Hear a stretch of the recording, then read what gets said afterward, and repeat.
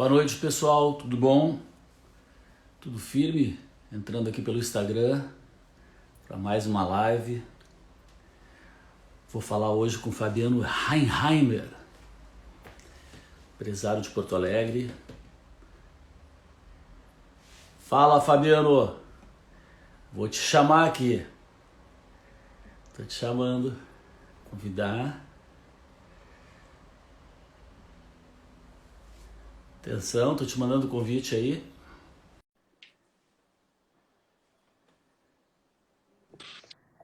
Fala, Boa Fabiano. noite, Cláudio. Tudo bem?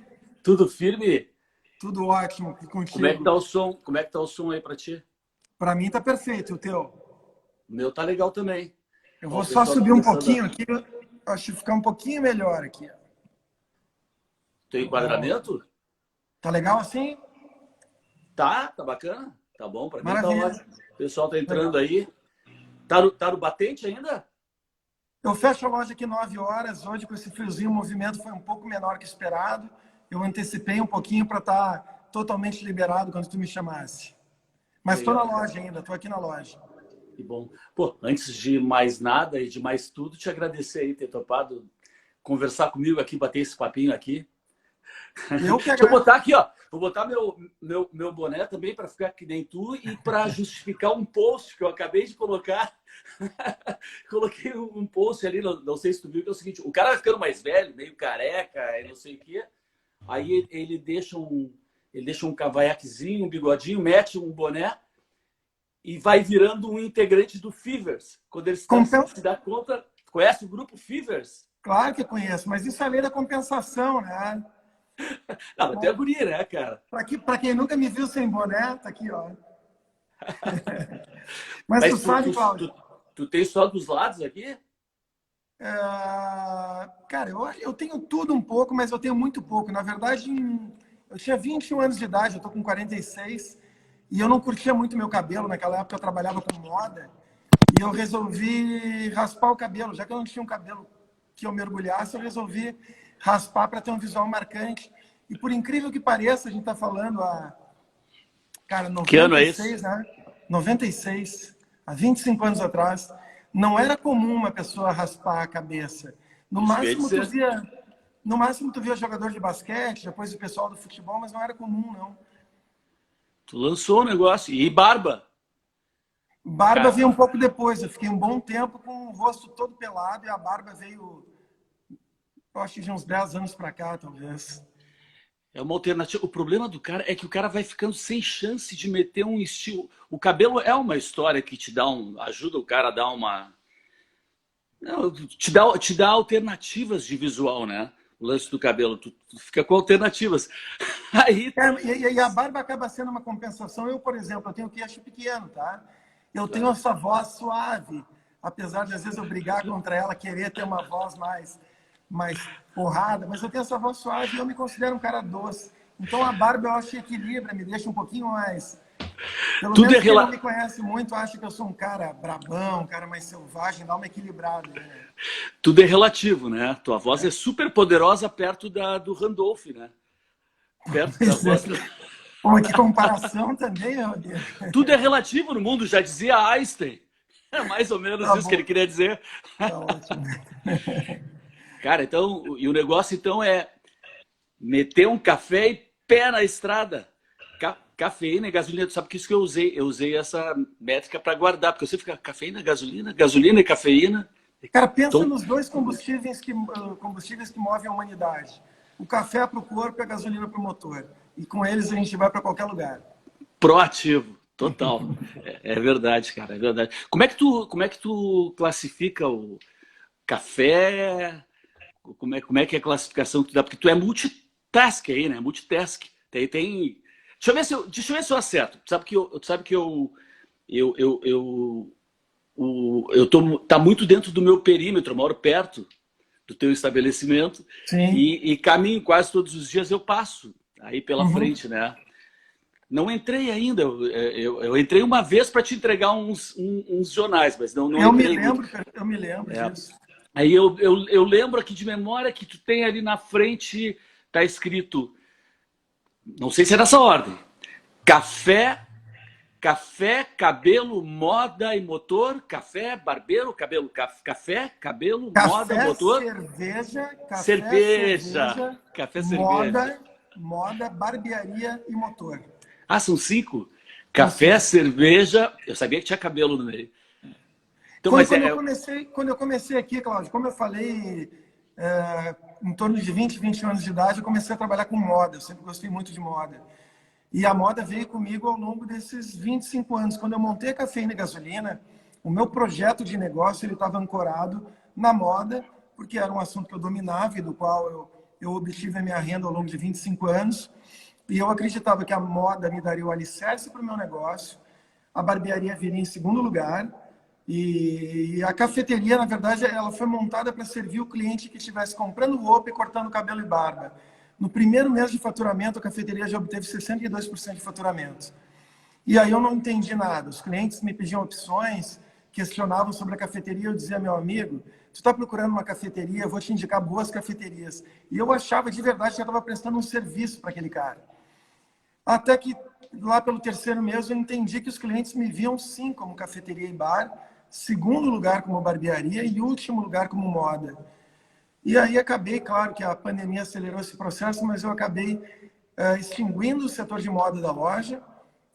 Hoje eu tenho a cafeteria como meu negócio principal em fatia de faturamento. A barbearia vem colada, quase empatando e com potencial de crescimento gigantesco.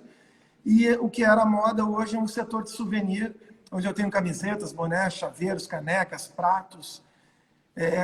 Eu criei um produto com a pretensão de levar um pouco da atmosfera da Cafeína e Gasolina para casa do cliente, ou enfim, tem pessoas que mandam para outros estados. Souvenir com a marca do lugar. Souvenir, tudo com a marca do lugar. Tudo. Então uma cafeteria... Como é que eu posso dizer? Vou lá na cafeteria, vou lá na... Como quiser, né? Desde que eu vá. Como quiser. Na verdade, no início, as pessoas me perguntavam muito o que pagava a conta, né? De onde vem o faturamento. E para elas era difícil entender como é que eu tinha tantos negócios assim. Eu, na verdade, sou um apaixonado pela cultura americana. Eu me inspirei em alguns lugares que eu conheci na Califórnia. E lá, esse entendimento de que o cliente é um todo e que quanto mais serviços tu puder oferecer para ele, mais tempo ele vai ficar no teu negócio, mais vezes ele virá, foi o que me inspirou a fazer Cafeína e Gasolina. Então, eu me sinto muito à vontade. Inclusive, hoje alguém brincou comigo que eu estou sem tirar... Na verdade, nos últimos 2 anos e pouco que eu estou com a cafeína, eu tirei um dia de folga. E alguém perguntou o que eu faria se eu tirasse um dia de folga. Eu falei, pô, eu iria para a cafeína, cara. Lá tem tudo que eu gosto, tem café, eu posso levar meus cachorros, tenho meu barbeiro, então eu iria para lá. Tu agregou um monte, agregou valores aí, né? Quer dizer, o cara chega ali, ó, eu tenho um marcado ali no laboratório, ali na frente, cheguei cedo, dá um cafezinho. O cara vai tomar um cafezinho, já, quando se dá conta, já tá com o cabelo cortado, já comprou-lhe uma jaca, não, tu não tem mais moda, né? Já tá querendo comprar a tua moto ali, já quer meter o pé, já tem tudo ali, né? O cara chegou... A gente brinca aqui, né? A equipe e os clientes mais próximos, e está virando slogan já, que aqui nunca é só um café. Aqui na Cafeína nunca é só um café. Acaba saindo um negócio, amigos se fazem aqui. Não é diminuir o meu produto, tá, Cláudio? Mas hoje eu tenho absoluta convicção que o meu principal produto aqui é relacionamento e network. As pessoas vêm aqui e pessoas que cá entre nós poderiam escolher qualquer lugar de Porto Alegre para frequentar, e elas vêm aqui. Eu sei que o meu café é muito bom, o meu serviço de barbeiro é muito bom, mas elas sabem que aqui elas vão sempre levar mais do que elas vieram buscar. Eu fico muito feliz porque esse meu projeto teve uma pitada de egoísmo, então eu acabei colocando aqui tudo que eu gosto. A verdade foi essa, em 2018 eu estava já de mudança para os Estados Unidos. Como eu te falei, eu adoro os Estados Unidos, especificamente a Califórnia. Que ano? Final de 2018. Parte da minha mudança já estava lá.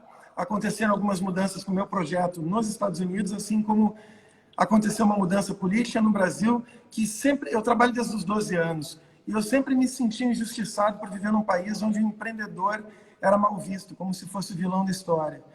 E eu sei quanto a gente trabalha para empreender e para obter sucesso. No Brasil, 1/4 das empresas só consegue completar 2 anos. A gente completou 2 anos agora, sendo quase 1 ano e meio de pandemia, agora no dia 5 de julho. Tu começou quase junto com a pandemia. Tu começou um pouquinho antes, né? Pô, tu pegou em cheio, né? Quer dizer, o teu negócio é recente, de ontem quase, né? Tu pegou já 1 ano e meio, tu começou em 2018. Desses 2018, que coisa... Tu imagina, Cláudio, que eu abri aqui dia 5 de julho de 2019. E eu abri com um negócio focado no segmento de moda. Então, no decorrer do período, eu vi que isso não funcionava e fui adaptando o negócio. E aí veio a pandemia. Então, hoje, para mim, está sendo praticamente uma segunda abertura de loja. Porque agora eu estou com um formato definitivo, quer dizer, eu entendi o que o cliente esperava de serviço do meu estabelecimento. E agora sim a gente está retomando com a vacinação. E eu acredito que o segundo semestre e melhor ainda o último trimestre do ano vão ser a decolagem do foguete, viu? Quando começar a esquentar, vai bombar. Primavera, essa gasolina azul aí do avião vai voar mais alto que do Branson. Esse aí, o Richard, que lançou esse avião agora aí para fora da estratosfera aí. E eu quero vender muito café para poder comprar uma passagem dele, quem sabe via a terra lá de cima também, né? Que lance, né? Que coisa bacana isso, né? Ele lançou, ele foi, né? Foi agora essa semana. Ele foi no... demais aquilo. Eu sou a jogada ali, qual é a diferença do negócio? É o seguinte, é que ele, para eu entender, ver se tu entendeu também. Ele consegue, ele vai apoiado, ele é um avião, ele não é um foguete. Uhum. Aí a propulsão do troço são dois, quem leva ele, porque ele tem 2 jatos propulsores, eu não sei que dá a propulsão.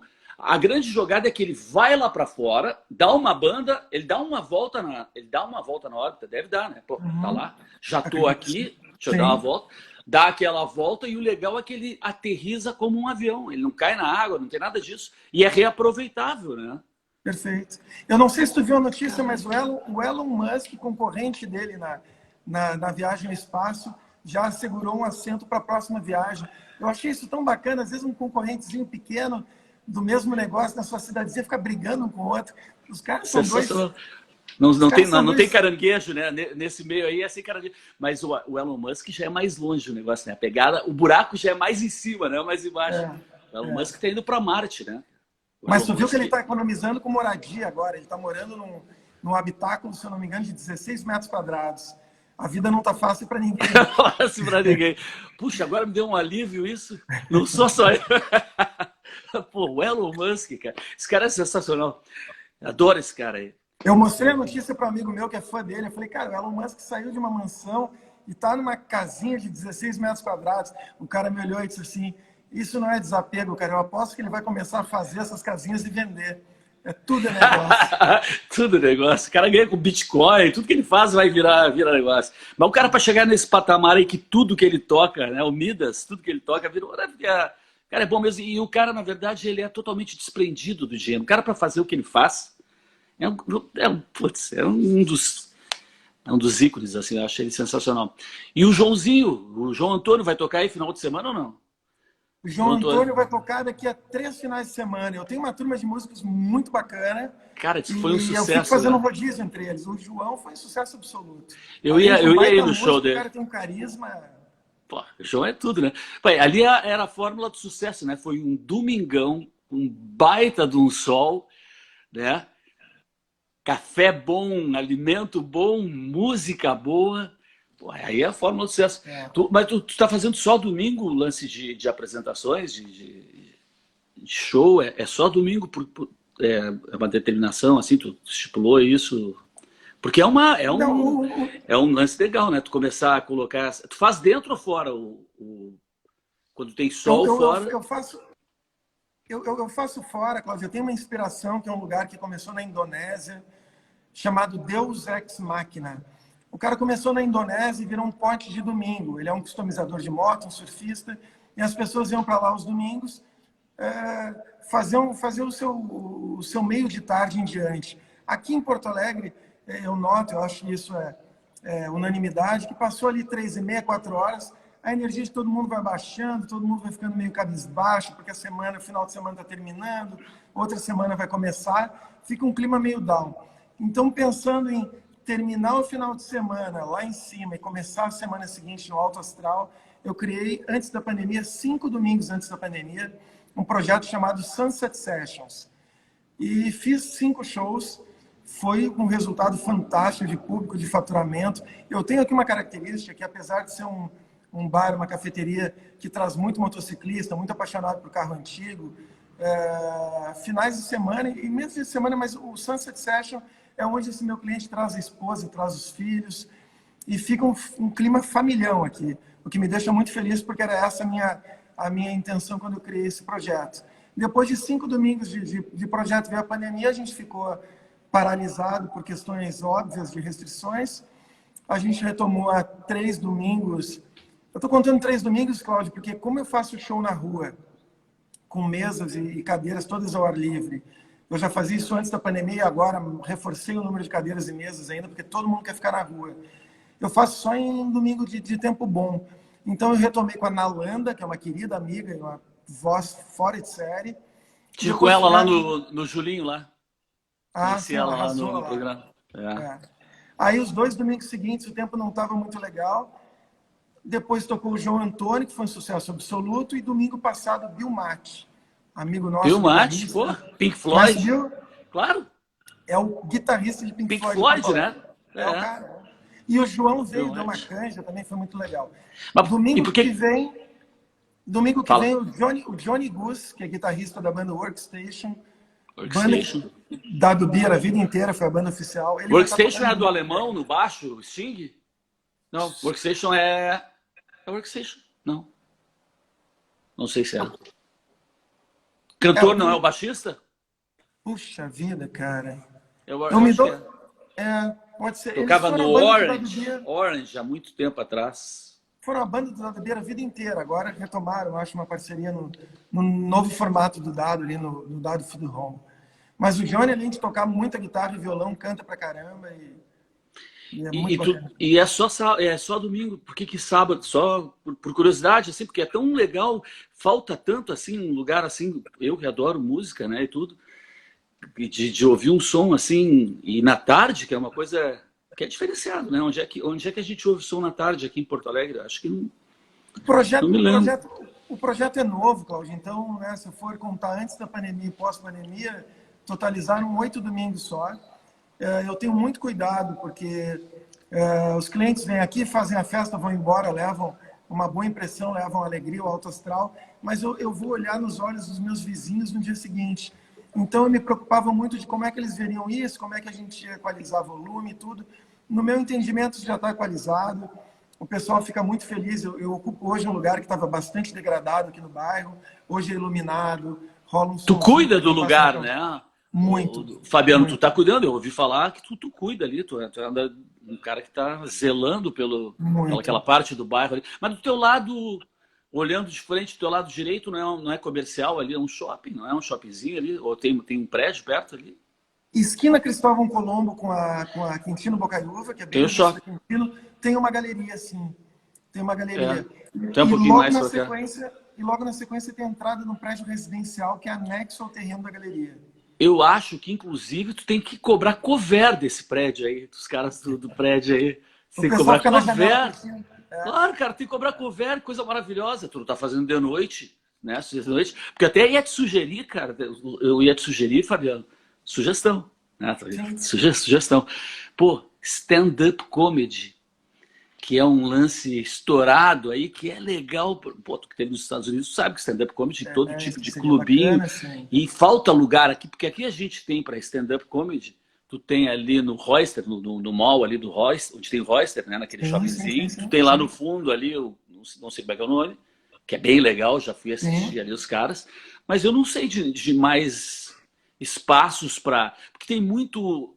cara fazendo stand-up que está começando, que precisa treinar, que ele não quer muito tempo. Se tu der assim para um cara de stand-up comedy 15 minutos, imagina, o João vai tocar e antes dele um stand-up. Né? Puta, cara, eu acho que é sensacional. Eu vou falar contigo na sequência. Café, não sou eu não faço. Sim, tá? sim. Não, mas até café, cerveja, café, cerveja, barbearia, moda, motor e humor. Música e motor. Que legal. Sabe, e mágica. Eu tenho muito amigo músico. Na verdade, Eu sempre gostei muito de instrumento, tentei tocar e descobri a tempo que eu não tinha talento para isso, mas eu adoro. Volta e meia eu viajo, tem uma graninha sobrando, eu compro um equipamento, eu adoro guitarra, adoro o instrumento em si. E tenho muito amigo músico. Mas, Então, do ponto de vista do contratante, eu sempre acho que eu estou pagando pouco para o músico, e porque eu acho a arte, o músico que toca no bar, a gente tem excelentes músicos, eles merecem ganhar mais do que os bares em geral conseguem boa, pagar. boa. Muito legal isso E aí. isso eu estou falando de coração, tá? Mas, por outro lado, também tem o faturamento do bar que tem que levar em conta. Era uma equação que eu vou te dizer que sem música e com música, se tu pegasse o acréscimo que eu tinha e tenho de faturamento e o valor que eu acrescia de faturamento, ele praticamente servia para pagar o músico. Agora, claro, tornava o meu domingo aqui dos clientes muito mais agradável. Recentemente eu resolvi, e isso para trazer, para poder melhorar o cachê do músico, para trazer mais rentabilidade para a loja, eu trouxe um parceiro para mim, que é a School of Rock, que é uma escola de música, como o próprio nome sugere, ela é focada em ensinar rock, repertórios de rock, desde crianças até os coroas como nós, que sempre quiseram tocar um instrumento e nunca pararam para isso. E é muito bacana. E eles abraçaram o projeto de domingo. Então, hoje, o Sunset Session ele é patrocinado pela School of Rock. Por que eu te digo isso? Para responder a tua pergunta anterior.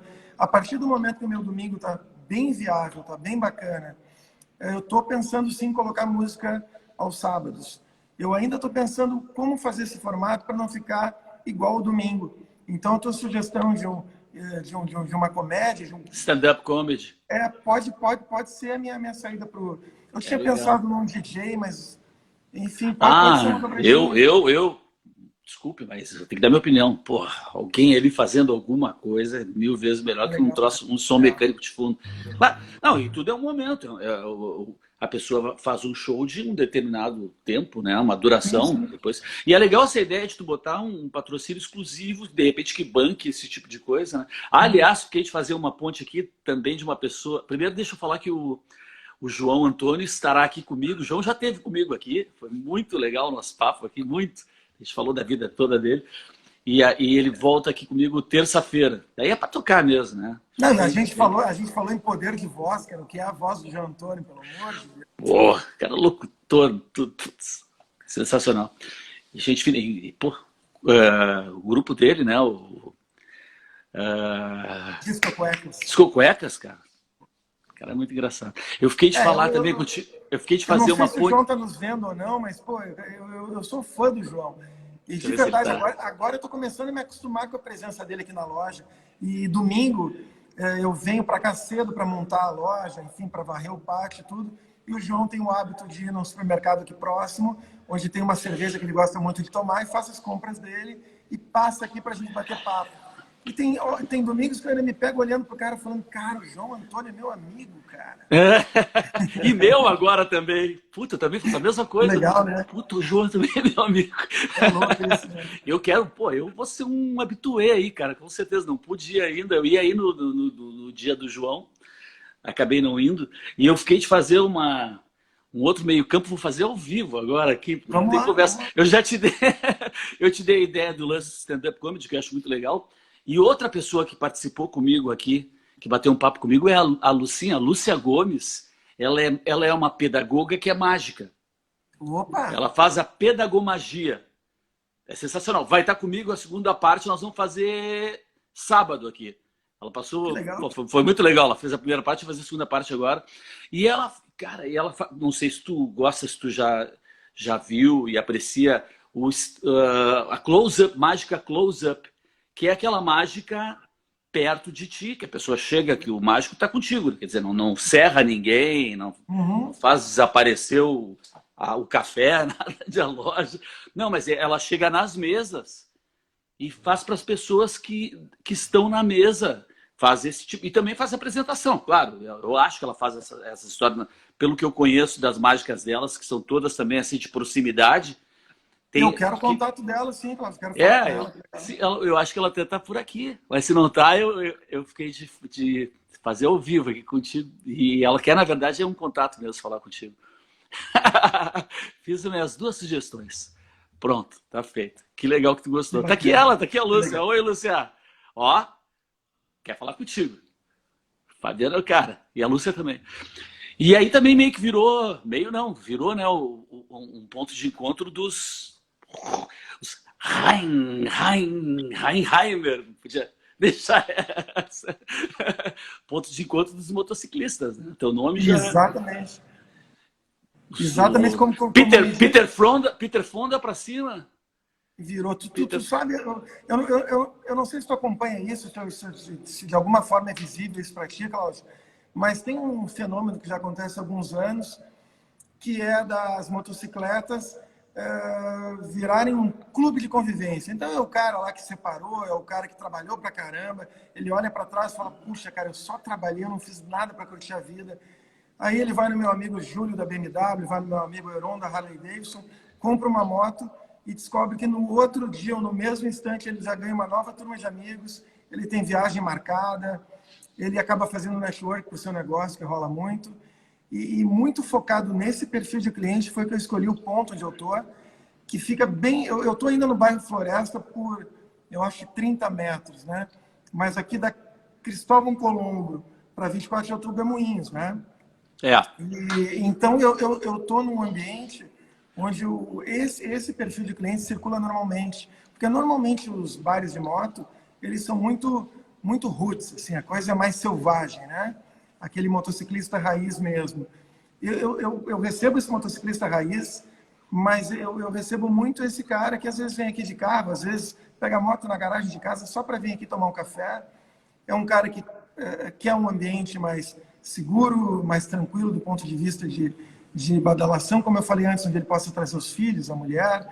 E é um cliente que tem um padrão de consumo mais exigente, o que aumenta a minha responsabilidade também em tudo que eu produzo e sirvo aqui.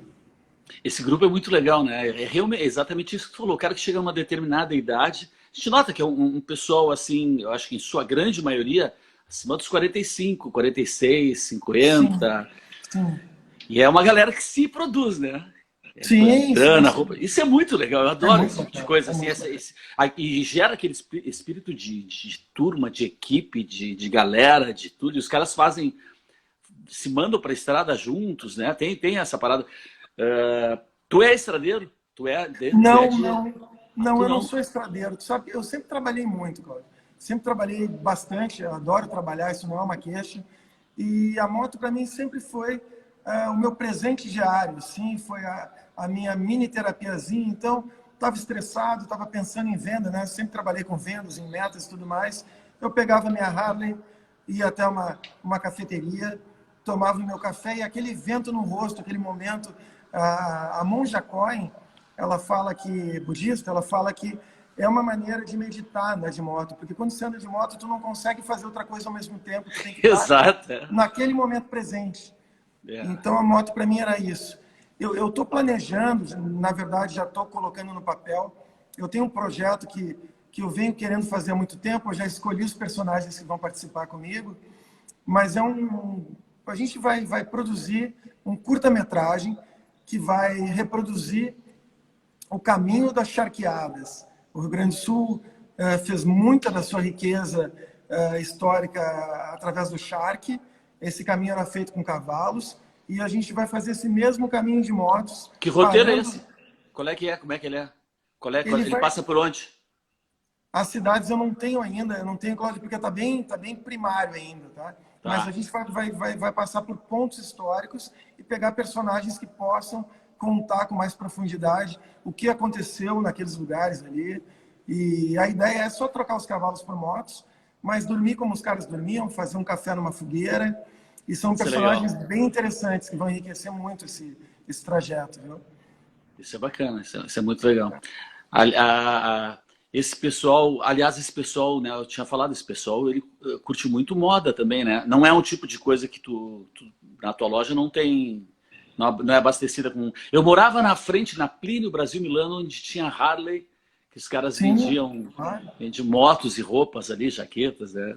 Isso. Era um negócio muito legal. Eu falei no Peter Fonda agora há pouquinho, né? Eu disse Peter Fonda. Mas a Mana, a Jenny, andou falando umas barbaridades por aí, né? A Jane Fonda, ela é a autora de uma frase aí sobre a pandemia. Como é que ela falou? Que foi uma graça de Deus. Deus mandou, foi uma bênção de Deus mandar essa pandemia. Uma coisa assim, né? Mas só que essa pandemia, é com tristeza que eu digo isso. Eu até coloquei uma frase aqui na entrada da minha loja, porque eu venho acompanhando, assim como todo mundo, as pessoas estão se mostrando o que elas são interiormente.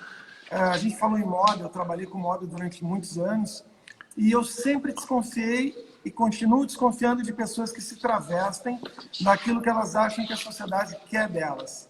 Então, o Cláudio faz um visual, que não é o teu caso, ou eu, enfim, para ser aceito num determinado grupo. Aquilo ali eu fico sempre com o pé atrás, porque as pessoas são diferentes entre si, né? Quando vem um personagem muito montadinho, e essa pandemia tá fazendo com que muita máscara caia, muita fantasia fique pelo chão. E aí eu coloquei uma frase que eu entendo que retrata bem o meu cliente. Quer dizer, a gente, durante todo o período da pandemia, cumpriu todos os protocolos, teve todos os cuidados.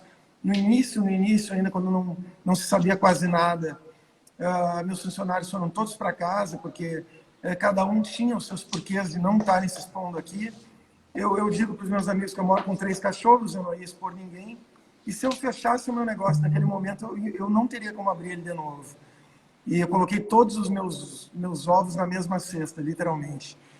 E, enfim, deu certo a minha estratégia. Eu hoje tenho certeza de que eu fiz a coisa certa. Mas a frase, antes que eu me esqueça, Cláudio, eu coloquei ali, que aqui quem entrava a encontrar pessoas de espírito livre, alma leve e coração feliz. A gente vai se cuidar, né? Eu prezo pela minha saúde, quero que todo mundo que esteja aqui preze pela sua, mas aqui a gente tem amor pela vida, amor pela liberdade, respeito ao próximo, e quem quiser frequentar o lugar, e é muito engraçado, às vezes perguntam se não vem umas pessoas que fogem dessa característica aqui. Eu digo, claro que vem. Às vezes a gente nota, às vezes não. O que sempre acontece é que essas pessoas não voltam aqui. Elas veem que a energia não é a delas, que aquele jeito... Não é a turma dela. Não é. E dentro dessa turma bacana, que eu tenho certeza que é a tua também, porque a gente tem vários amigos em comum, cara, tem gente de tudo quanto é idade, orientação sexual, homens, mulheres. É muito, muito, muito bacana ver que esse espírito de liberdade, essa alma feliz, ela não envelhece com o tempo. Legal. São as pessoas que vêm aqui. Sim. Tu é um cara super, super atuante, né? Tu tá sempre dentro do meu radar, te vejo direto, do meu horizonte. Aliás, tu acabou de ganhar, né, um prêmio da Associação Comercial de Porto Alegre, prêmio Paulo Velhinho. Paulo Velhinho tá vivo, né? Ele é vivo. Não, ele estava super, lá na né? Conversou, contou histórias bacanas, né, cara? Comunicação e marketing foi destaque, é isso? Comunicação e marketing. Quando eu te falei que hoje eu tenho convicção de que eu fiz a coisa certa, a cereja do bolo foi o prêmio da Associação Comercial. Eu sabia, porque uma secretária do Paulo Afonso, presidente da associação, entrou em contato, dizendo que ele queria conversar comigo. Eu sabia quem ele era, porque ele é uma pessoa pública, né? Quem está no comércio sabe da história dele. E pedi eu sou péssimo em tecnologia, pedi para o meu funcionário que faz o link aqui para mim. Quando abriu o link, estava... mais ou menos dava para entender as pretensões. Eu falei, caramba, velho, me deu uma dor de barriga na hora. Assim, Tu não tava, foi do nada, assim? Tu não esperava? Não, do nada. De alguma forma eu sabia que reverberava. Assim, o Fabiano está fazendo um bom trabalho, está cuidando da pracinha na frente, no entorno, está tendo coragem de assumir suas posições. E aí eu chego lá no dia da premiação, só tinha peixe grande lá dentro, assim, para ter uma ideia dos premiados. Não sei se tu acompanhou, Cláudio, mas estava o projeto Embarcadeiro, estava o projeto Pontal, que vai ser o maior projeto de segmento em todo o Brasil. O que vai ser? O que é o Pontal? O Pontal ali no Barra Shopping, ali na curva, ele contempla um hotel Hilton, Hard Rock Café, torre, eu acho só comercial, acho que não puderam fazer residencial ali, mas é um mega empreendimento. Mas eu fui lá feliz da vida, quer dizer, eu estou concorrendo, estou no meio desses caras, eu já estava muito feliz. E até aconteceu uma coisa muito, muito curiosa, porque quando eu entro ali, aquele friozinho na barriga, o pessoal do cerimonial me recebe com toda a pompa e me diz que o presidente e os concorrentes estavam no outro andar aguardando, que era para mim subir mais um lance de escadas.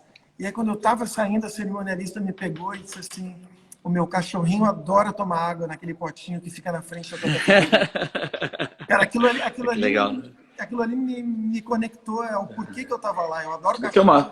Que é uma coisa também que, né, que o que tu vem fazendo tem comunicação e marketing, tem exatamente a ver com o que eu não estava ali teu prêmio, né? Eu não estava ali porque eu estou investindo milhões na cidade, gerando zilhões de empregos. Eu estava ali porque, para o meu radar, eu estava fazendo a diferença. E eu acredito muito que as pessoas têm... Eu brinco que tem micropoderes, alguns têm macropoderes, mas tu pode mudar o dia de alguém ajudando a tua vizinha a subir as garrafas d'água do supermercado, que para ela é difícil. Eu posso mudar a vida de alguém varrendo a minha calçada e tornando o passeio público mais agradável. Assim como quem está fazendo grandes obras na beira do Guaíba está mudando a vida de muito porto-alegrense, a vida da cidade.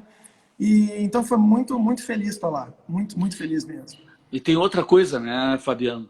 Se tu não te envolve, tu corre o risco de acabar sendo envolvido. Isso é um lance muito legal que eu vejo em ti, que tu é um cara tu é proativo. Tu é um cara de posicionamento que ocupa o seu, para usar um termo, espaço de fala. Tu é um cara que tem usado o seu espaço. Esse espaço é meu, quero falar. Tu é um cara que está liderando, inclusive. Eu acho que tu teve, eu não tenho certeza. Agora tu me esclarece aí para todo mundo que está nos acompanhando aí, que vai ver depois também. O lance da motociata, eu acho legal a gente falar. Tu liderou um grupo, tu convocou, tu participou, tu foi super ativo nessa motociata, que é uma ideia que surgiu, a motociata em si, ela veio, acho que de uma forma espontânea, aleatória, coincidência que não existe. Lá sei eu, veio num momento muito certo, né? E é uma forma totalmente criativa, nova, de manifestação, e uma coisa muito legal e que causou impacto e está deixando um outro lado completamente atônito, sem saber o que fazer, né? Tendo que inventar as mentiras mais mirabolantes, né? Para desfazer do que vem acontecendo. Não é uma tem coisa que está como acontecendo. desfazer. Pois é, conta um pouco aí do que participou. Eu não fui, não tenho moto, e enfim, acabei não indo. E como é que foi Então, isso aí? a motociata, na verdade, é um filho com muitos pais. E isso é ótimo, porque tem muita gente para cuidar e alimentar essa criança. Muita gente se envolveu, muita gente organizou, muita gente chamou grupos, até porque os grupos de moto eles são muito segmentados por estilo, por localidade, enfim. Mas o importante é que o espírito de liberdade que move os motociclistas fez com que todo mundo que pôde estivesse aqui em Porto Alegre no dia 10, para fazer um passeio que, sem sombra de dúvidas, é o maior da história do Rio Grande do Sul. Eu não imagino um outro evento que faça tanto motociclista ir para a rua de novo, mas se tiver também a necessidade, a gente tem esse espírito de liberdade, um espírito de grupo, quer dizer, nós somos um grande exército, sem sombra de dúvida. E esse sentimento, eu até fiz essa comparação tentando explicar para um amigo, porque toda vez agora eu estou lembrando, a motocicleta, eu fico arrepiado, isso é muito, muito louco.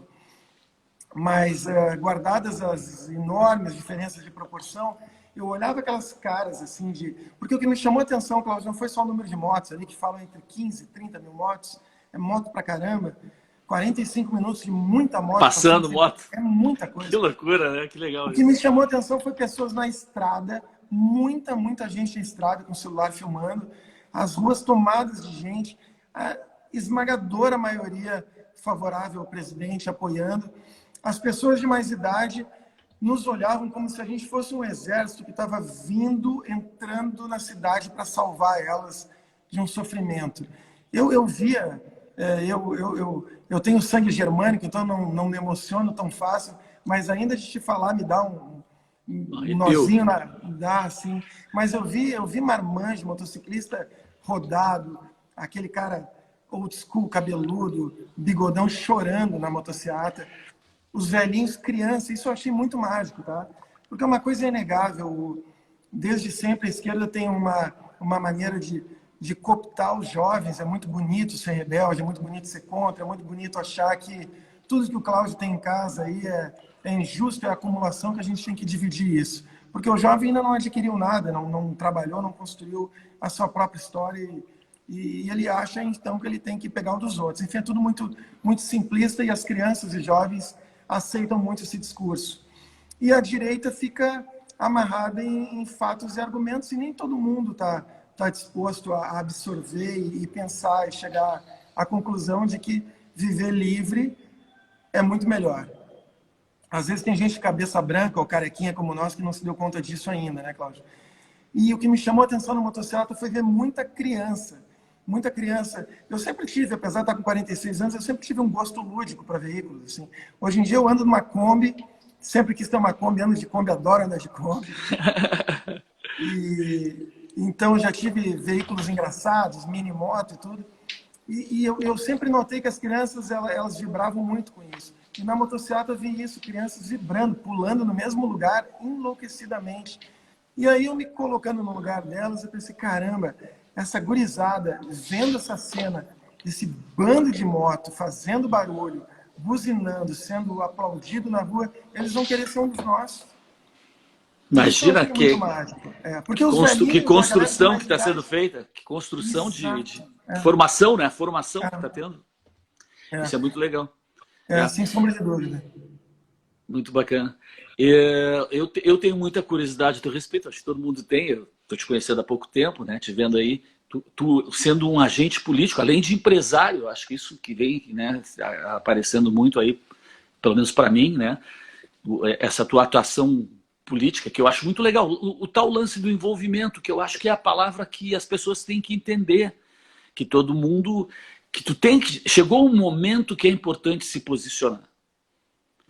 Esse é um momento único na nossa história que talvez seja extremamente importante tu te posicionar.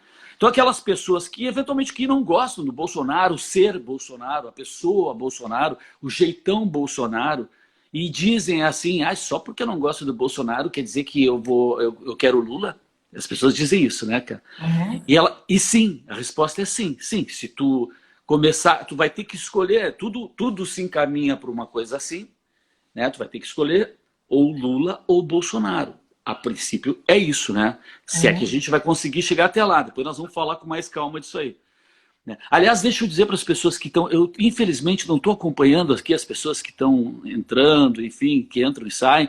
Dizer para todo mundo que isso aqui, esse nosso papo vai ficar gravado no IGTV, tá? Ad eternum, vai ficar lá.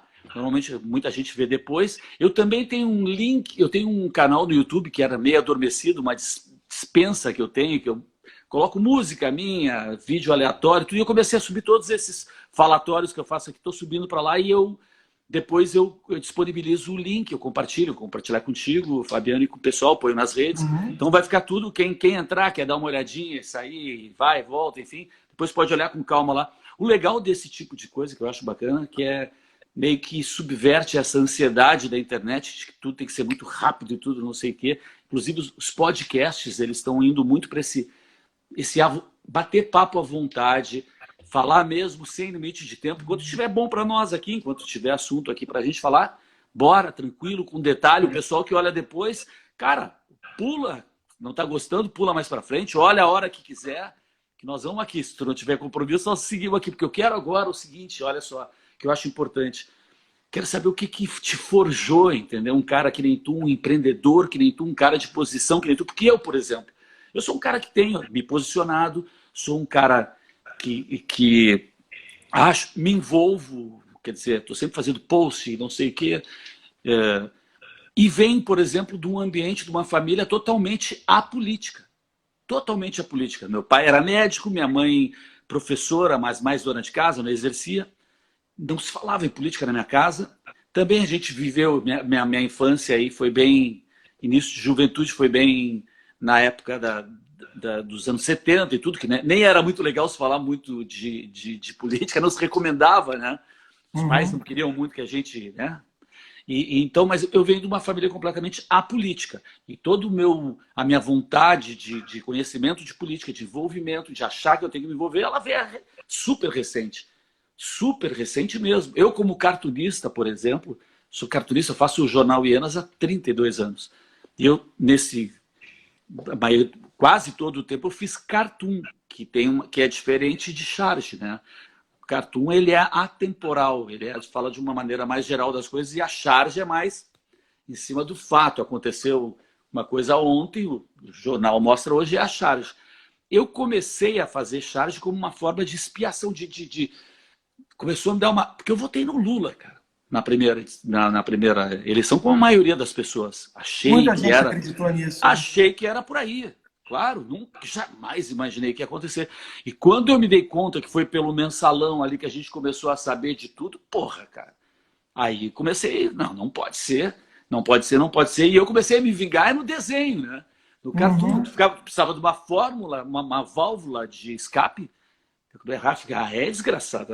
Então, toma aqui então. Aí comecei a fazer muita charge. Eu posso contar do mensalão para cá, muito. Eu posso contar dessa história só com charge minha, que eu publicava diariamente nas redes. Não? Bom, mas meu lado político, ele surgiu ali.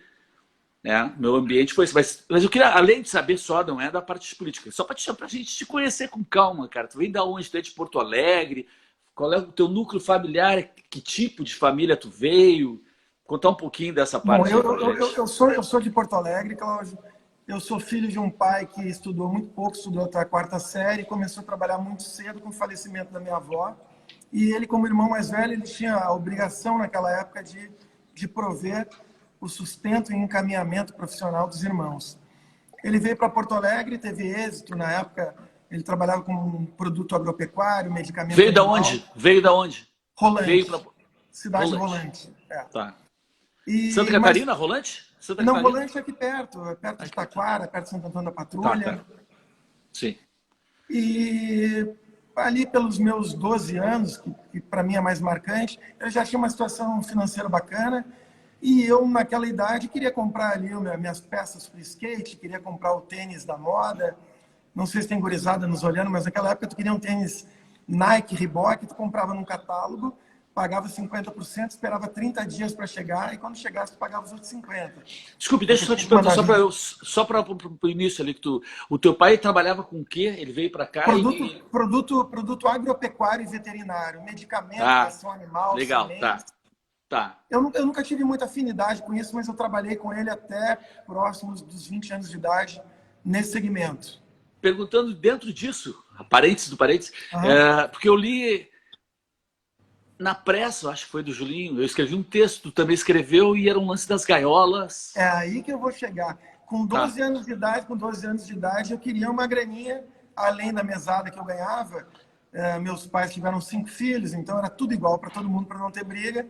E eu Tu é o mais moço? Desculpa te cortar. O segundo. Então eu queria uma grana extra e ele me levava para a empresa. Minha mãe falava, não precisa trabalhar, deixa... Não, ele tem que entender de onde sai a grana. E a história das gaiolas, que a ficha foi cair muito tempo depois, é que ele me colocava para lixar gaiola de passarinho. Hoje em dia, felizmente, se vê muito pouco, porque o lugar de passarinho é voando, não é preso em gaiola. Ele me colocava para lixar aquelas gaiolas, ferrinho por ferrinho, passar um material anti-ferrugem, pintar, e de vez em quando ele ia lá, olhava e mandava eu refazer, porque não estava bem feito. Aquelas gaiolas não tinham serventia nenhuma, gaiola velha ia tudo para o lixo, ninguém comprava gaiola recuperada. Mas ele queria que eu entendesse de onde vinha o dinheiro. Eu escrevi a convite do Júlio para a revista Press, foi no mês de agosto do ano passado, mês dos pais, e foi o meu presente para o meu pai, e ele ficou muito feliz com isso. Legal. Dali, Cláudio, dali veio o meu entendimento do valor do trabalho. Porque eu entendi que trabalhando eu podia comprar todas as coisas que eu sonhasse. E desde então eu sempre trabalhei muito. Peraí, não vamos entrar no trabalho ainda. Peraí um pouquinho, tu estudou aonde? Estudei no Colégio Anchieta.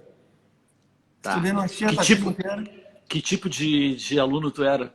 Poxa, eu tenho certeza que tu quer falar nisso, cara. Claro! Claro! Olha, eu não fiz faculdade. Eu estudei no Anchieta até o 2º ano do 2º grau. Quando eu fui pela primeira vez para os Estados Unidos, voltei com tudo que eu queria ter do lifestyle americano e voltei namorando. Aí meus pais na época estavam se separando, então a família não estava tão presente para cortar minhas asinhas. Aquele ano eu acabei rodando. E no Colégio Anchieta, naquela época, quem rodava ia para um colégio chamado Vera Cruz, que era um colégio que aceitava o cara ter rodado em 2 ou 3 matérias. Tipo unificado hoje. Tinha Era unificado. Eu não sei como é que tá, mas ele era um passo antes, porque eu me lembro que o meu irmão mais novo também pisou na bola, ele foi para o unificado, que eu acho que era mais fácil ainda. O Vera Cruz ainda ficava no meio do caminho. Meu filho teve a mesma estrada, Anchieta, e também foi o mesmo passo. Então, Por isso que eu tô falando, por isso que eu falei unificado. Mas é a mesma coisa. Eu me lembro do Vera Cruz. Então, o Vera Cruz hoje eu acho que é o colégio Pan-Americano, eu voto, é a minha sessão de votação no Pan-Americano, hoje é um colégio fora de série, mas eu me diverti muito lá no Vera Cruz. O Vera Cruz, ele não me domou a rebeldia, pelo contrário, ele me deu espaço. Tu era do fundo no Anchieta, tu era o cara do fundo da sala, da frente, do meio, que tipo de aluno eu quero saber que tu era, cara? Tu era esculhambador, tu era expulso tu era tímido, tu era popular, que tipo de cara tu era ali? Cláudio, eu era estrábico. Pra gente entender a tua... Quero ver qual foi o teu... Vai. Eu era estrábico. Eu era estrábico. Na frente. Tu imagina um cara estrábico, o olho bem para o meio, até os 10 anos de idade, extremamente tímido e incapaz de brigar. Eu até digo, quando alguém queria se promover no colégio, brigar com um vesguinho ali, porque ele é grande, vai tomar uns socos, ele não vai revidar. Então, eu era muito tímido, muito quieto. Depois eu tive um professor, eu acho que já no primeiro ano do 2º grau no Anchieta, era um professor de matemática, era uma figura. Ele me chamava de Nakajima. Eu estou tentando lembrar o nome dele. Ele te chamava de Nakajima? Nakajima. Tu lembra quem era o Nakajima na Fórmula 1? Sim. Ele era um retardatário, ele era sempre o último na Fórmula 1. Porra, que professor é esse, cara? Sacanagem, né? Mas eu gostava dele, porque ele me alfinetava. Ele tirava um sarro, era um sarro que ele tirava de ti, mas era parça. Ele pegava uns toquinhos de giz que ele estava escrevendo no quadro e jogava nos caras que estavam bagunçando, e eu era o Nakajima, os outros deviam ter outros apelidos, enfim. Tá certo, tá bom. Era com humor, não era para desmerecer, era com humor. Não, era legal. Sim. Tu imagina se hoje um professor vai fazer isso, cara? Já imaginou o professor fazendo bullying com alunos? Bah, imagina, cara, tá louco. Esquece. Eu tinha um professor de matemática, o Sansoni, que era sensacional. Tinha dia que ele era um baita professor. Mas tinha dia que ele não tava saco. Hoje não tem aula, nós vamos ficar contando piada. Oh, que legal. Era legal, cara, muito legal.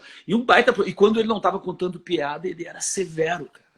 Então ele não deixava tu achar que era broderagem. Contei um dia de piada. Não. Aquele dia foi isso, hoje... Desculpe, segue aí, vamos lá. Não, mas eu quero saber a tua jornada. Vai. Eu sempre brinco que o dia que eu encontrar o velhinho lá em cima, eu vou agradecer para ele os amigos que ele colocou na minha vida, porque o que eu fiz de amigo legal ao longo da vida, Cláudio, desculpa me exibir, tu deve ter muito amigo legal também, e eu espero que a partir de hoje tu me considere como um dos teus amigos. Já, direto. Cara, Colégio Anchieta, eu estudei com um cara chamado Diego Medina, ele teve uma banda chamada Video Hits. Se tu colocar no YouTube... Video Hits conheço. Tem uma música chamada Você. Tem uma música muito conhecida deles. Tu não vai que tu canta um pedacinho para nós? Não, de jeito nenhum. Conheço o Video Hits, nem fora do ar. Sabe que eu sou bem mais velho que tu, bem mais velho que ele, mas eu tive banda valendo Brahma nos anos 80, com disco e tudo, tive... Então, e eu conheço o Video Hits, eu já conheço o Video Hits. Não vou me lembrar agora do hit. Não vou nem te perguntar se a tua banda era de rock, porque obviamente era, né? Eu tive um primeiro mini hit gaúcho das bandas gaúchas. O primeiro hit da Ipanema foi da minha banda, que era X Galinha. Que era o dono do bar, aquele verme tampinha, suando e cuspindo em cima do meu X Galinha. Foi o primeiro hit. A história tem que me fazer jus a isso aí. Tu toca algum instrumento, Cláudio, não? Toco violão, pô. Eu toco direto no Face aí, incomoda todo mundo, tem música minha semanal aí. Tá, quando o João vier tocar aqui de novo, eu vou te avisar e tu vai vir. Vou fazer palhinha. Eu ia dar palhinha aí, cara, quando ele ia tocar. Eu acabei não podendo, porque teve algum problema. Tá combinado. Mas então, na época do Anchieta ali, eu conheci o Diego Medina, eu estudei com o Fred Andres, que é da comunidade da banda, comunidade com Pancho, enfim. Cara, Frank Solari, cara, um dos maiores Porra, guitarristas do Brasil. baita guitarrista. Hoje meu vizinho, outro dia, para o carro aqui para tomar um café e traz a Baby do Brasil para tomar um café com a gente, cara. Que Puta legal, que né? pariu. Baby Consuelo. Baby Para nós é Baby Consuelo. Baby do Consuelo, Brasil. né? Baby do Brasil. Pô, essa mulher é sensacional, tem história. Mas o Demais, Frank tá cara, tocando, o demais. Frank tá tocando com ela. Tá tocando com ela. Ele faz parte da banda de apoio dela e naquele momento que eles vieram aqui, o Frank mora aqui bem perto da cafeteria, ela estava passando uns dias com ele produzindo algum material e aí Que veio aqui, massa. né? Que Uma querida. sensacional, cara. Que Mas legal. então, mas Pepeu, então para baita responder, guitarrista, né? Pepeu, um super guitarrista, né? Um conheci o dos Pepeu também melhores através do Frank guitarristas. Solar Um também. dos melhores guitarristas do Brasil de todos os tempos, cara. Ele é considerado. E eu acho. Que bacana, hein? Que Demais, bacana. né? Bah. Não, cara, Quem sabe eles rolam um sonzinho num domingo lá? caraca, já imaginou isso, cara? Porra, com certeza rolam, tia. Cara, eu acho tudo viável. Eu tô aqui fazendo uma live contigo. Claro. Porra. Imagina, tudo é viável, cara. Imagina. Tu sabe que a gente fez aniversário de 1 ano de loja e eu tenho um cliente que é o cara do marketing do Emerson Fittipaldi, né? Ídolo da Fórmula 1, o primeiro deles, brasileiro. E aí era o aniversário da loja caiu num domingo. Eu tô aqui de manhã cedo, ele me manda um vídeo do Emerson Fittipaldi parabenizando a Cafeína e Gasolina pelo primeiro ano, dizendo que ia vir cortar aquela histórica costeleta dele. Costeleta. Cara, eu fiquei meia hora de perna bamba, cara. Meia hora de perna bamba. Cara, o Emerson tá falando pra mim, cara. Que é isso, velho? Que legal, né? Nelsinho Piquet, filho do Nelson, teve aqui também. Um querido. Que acompanha o Bolsonaro direto, né? O O Nelson, Nelson sim. Piquet. Sim, É. sim, sim. O Nelsinho, o que ele corre também? O Nelson já Sabe? correu Fórmula 1, correu uma Fórmula E, que são veículos movidos a eletricidade. O Nelson correu várias categorias. Hoje ele está correndo Stock Car. Está correndo estoque. Que legal. Mas assim, então, a gente estava falando de colégio, estava falando um pouco de trabalho. Que tu voltou, peraí, tu voltou dos Estados Unidos já namorando. Namorando, fui para Veracruz. Lá eu Ela era gaúcha? Tava lá com... Gaúcha. Se encontraram lá. Nos encontramos lá. Que lugar dos Estados Unidos tu fez o teu intercâmbio? Eu fiz aquela ida clássica para Disney, que nos anos 90 quase todo mundo que podia e tinha 15 anos de idade costumava ir com a Tiara para lá. Sim, Tiara, Então, já foi minha anunciante. Já foi minha anunciante em outros tempos. Legal. E dali em diante, então, naquele período, logo em seguida, meus pais se separaram. E eu resolvi não ir para nenhum dos lados ali, resolvi pela terceira via. E aí eu fui pedir emprego na loja que eu era cliente, eu comprava... Tu decidiu ir trabalhar em vez de fazer faculdade? Tu resolveu... Em vez de fazer faculdade, e meus pais ali na separação brigando, e não tinha ninguém certo na situação. Foi o negócio que te deu, foi um momento de... O teu lance familiar estava num certo distúrbio e tu... Nesse momento tu não seguiu, porque naturalmente um cara que estuda no Anchieta, enfim, ele naturalmente ele vai tentar entrar numa faculdade. Esse seria o caminho natural desse meio, desse contexto, né? Eu não tinha um histórico de pessoas da minha família de primeiro grau com formação. Dos 5 filhos, só a minha irmã se formou em pedagogia. Então eu não tinha esse caminho tão esse histórico escrito, não tinha. E aí, no momento da separação, eu olhei para o lado do pai e disse, não, aqui não está certo, não quero ir aqui, a mãe também, eu vou fazer o meu caminho. E aí, sem força de expressão nenhuma, Cláudia, eu comecei a ser gente a partir desse momento. Eu tinha 21 anos de idade, eu nunca tinha entrado num ônibus na minha vida. E eu nunca tinha entrado porque, por ter nascido e crescido muito pobre, e o meu pai já tem uma condição financeira bacana, ele queria nos poupar do sofrimento que ele entendia que ele tinha tido na infância. Ele conta que o primeiro sapato dele ele foi ter depois dos 10 anos de idade. E então ele não deixava a gente andar de transporte público, era motorista para cima, motorista para baixo. E foi muito legal por um lado, tá? Porque de repente alguém que não viveu isso pensa, pô, o cara tá cuspindo no prato que comeu. Não, foi muito legal. Eu aprendi muitas coisas, mas o meu lado humano, eu acho que foi moldando ou fixando o meu caráter de valores, ele se deu aí. Eu morava numa confortável casa na Bela Vista, com empregados, com motoristas e tudo mais, Naquele momento, eu fui para a loja que eu era cliente, no Shopping Iguatemi, pedi emprego. Qual loja? Leva Jeito. Loja Leva Jeito. Foi a primeira loja a vender uma moda masculina bacana em Porto Alegre no início dos anos 80. Eu comecei a trabalhar com eles em 95. Eles eram donos também da franquia da loja Zump, que vendia o jeans com aquele raiozinho amarelo, lembra disso? Minha mulher trabalhou lá. Tá brincando? Sim, a Rosana trabalhou nos anos... Em 80 e... A gente casou em 88, 89, eu acho que ela trabalhou logo no início que a gente... 89, 90 ela trabalhou na Zump. Na Fórum, ela trabalhou na Fórum primeiro, não sei se a primeira foi na Fórum ou na... Uma das duas. Na Fórum e na Zump ela trabalhou. Tu conheceu ela na época da Zump? Da Posso Fórum, perguntar? ainda? Cara, eu conheci ela, tu vê, eu conheci ela em 80 e... Eu comecei a ficar com ela em 88 e casei em 88. Bom, então, Comecei a então ficar com ela em março e casamos em dezembro.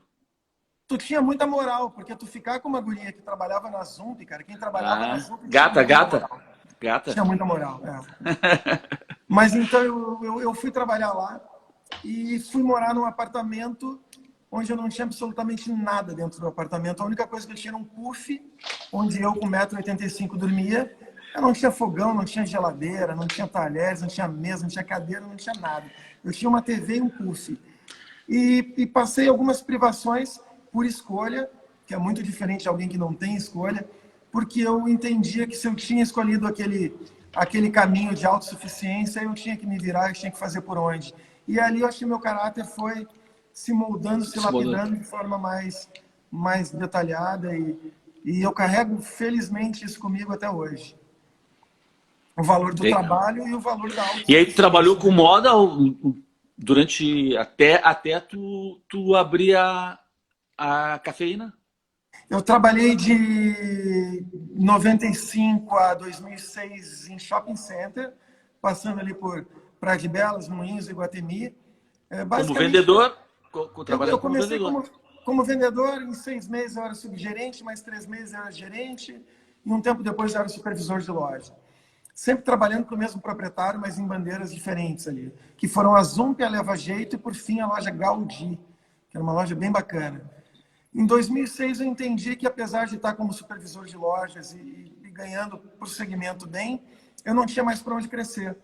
E que aquele era o momento de eu dar um passo, que no primeiro momento foi um passo para trás, que foi abrir minha empresa de representação, pegar uma marca que não vendia absolutamente nada e pegar a estrada e andar pelo Rio Grande do Sul. Para te ter uma ideia, Cláudio, como eu conheci o estado do Rio Grande do Sul, uma vez eu combinei com os amigos de jantar na noite de Ano Novo, jantar mais cedo, pegar o carro e ir para a praia. Para mim só tinha uma estrada, e essa estrada levava para a praia. A gente acabou passando a virada de ano em Estância Velha, porque a gente pegou a 116 e não a 101. Eu não conhecia nada de estrada. Aí eu peguei um mapa, eu tive um bom professor na época, que era o gerente comercial, e comecei a conhecer o estado do Rio Grande do Sul. Então, lembra o nome dele, não? Lembra o nome dele? Sim, Marcelo Tadeu. Cara, uma figura, um cara muito teatral, assim. Até hoje eu uso algumas artimanhas. Nome de ator de Marcelo Tadeu. Ator de novela, fotonovela. Quando ele queria falar algo que ele queria que ficasse fixado na gente, ele subia na cadeira, ele fazia uma cena teatral. Era um cara muito, muito inteligente e um artista trabalhando com moda, sem dúvida.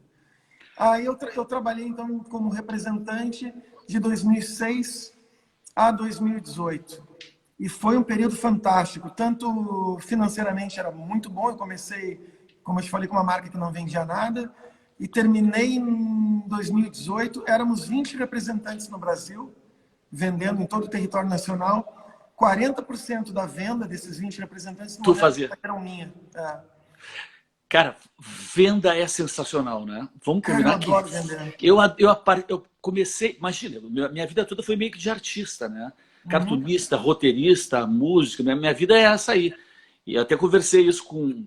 Deixa eu falar uma coisa rapidinho, não posso esquecer dessa parte de voltar para aí onde a gente está, mas deixa eu avisar aqui que eu tive conversando aqui, Fabiano, com o Ronaldo Cunha Dias, super cartunista de Vacaria, ele é médico, cirurgião e cartunista, um dos cartunistas mais premiados no mundo, cara. mais premiados do mundo, gaúcho, é meu ídolo nesse prêmio dele. Ele me mandou aqui o livro dele, um livro, deixa eu ver, não vou conseguir mostrar aqui. Cara, eu tenho raiva de ti, Ronaldo. Cara, é bom demais. Ele é muito bom. Recebi o livro, sensacional. Muito bom, tá? Obrigado, porque eu acho que a mulher dele talvez esteja aqui, ela tem me acompanhado, mas ele vai ficar sabendo depois. Ronaldo ele é um dos meus inspiradores. Eu ia falar de negócio da venda, que eu estava conversando com ele sobre isso, sobre o início do jornal Hienas, que não dava. Minha irmã está aqui também, ela sabe disso, ela começou a tentar vender. Eu tive 2 jornais antes de ter o Hienas mesmo, que nunca era eu que vendia, não queria vender, porque eu não sou artista. Venda não é comigo. Vergonhoso vender. Vergonhoso, sacrilégio, que isso? E no final das contas eu tive que vender para sobreviver. Chegou uma hora ali que eu já estava casado com a Rosana e fechou tudo e eu vou ter que fazer um jornal com esse... E bom, sai para vender. Cara, e hoje eu te digo assim que eu... Vou te falar que eu gosto mais de vender dessa parte que fazer cartoon mesmo, para te falar a verdade. Porque entra toda... É uma arte tu vender, principalmente quando tu vende alguma coisa que tu acredita, que é bacana, né? No meu caso virou minha vida, o negócio do cartoon, do Hienas, enfim. Mas a venda tem todo o lance psicológico, é um jogo, né?